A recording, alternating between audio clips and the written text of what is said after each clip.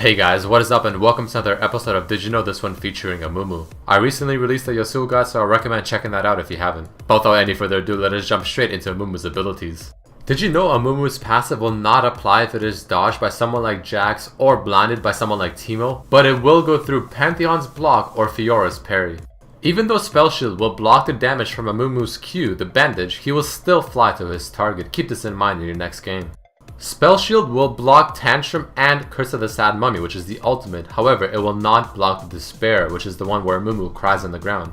You may not cast the Bandage Toss when you are rooted by something similar to a Morgana Q. As you saw in the spell bar, the Q is grayed out when I'm snared. Despair has a minimum duration of 1 second. This means that you cannot just simply toggle it on and off very quickly and not use any mana.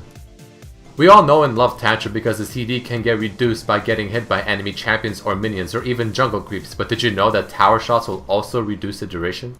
Did you know that CC will not stop Amumu from flying over with his Q as long as he throws it prior to actually being CC'd? The only thing that can stop him is a knockup.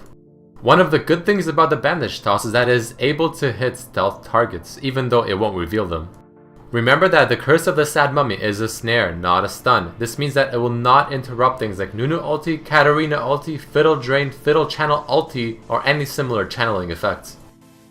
In the Tooltip of Despair, the scaling says that it goes up by 1% per 100 AP, but it will also still increase the damage even if you have only 50 AP. It will just increase it by 0.5% instead of 1. For Tantrum, the physical damage reduction applies after taking into account the armor on Amumu. Alright guys, let us jump into some cool facts and lore about Amumu. Amumu was designed by Ezreal. He is voiced by the same person who voices Annie and Nunu, Christina Uola.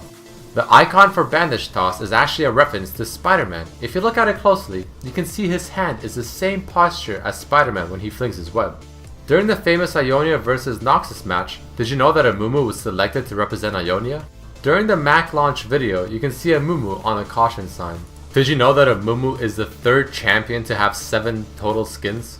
Apparently, Amumu's dance is a reference to South Park, where the goth kids dance by shuffling side to side. His name is a pun on Amumu, probably made up by Mr. Puns of Damage himself, Freak.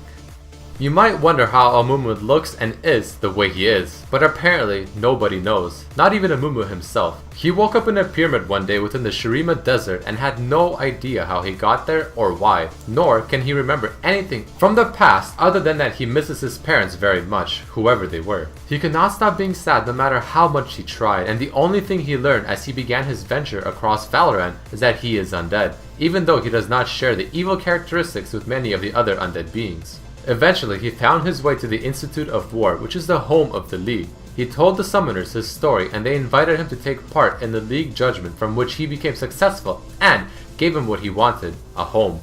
His goal within the League is to make friends who can hopefully help him discover his past. In his classic skin, it seems like Amumu is making images of his parents who look human, since he had no idea how they look like and he just assumes that they are human.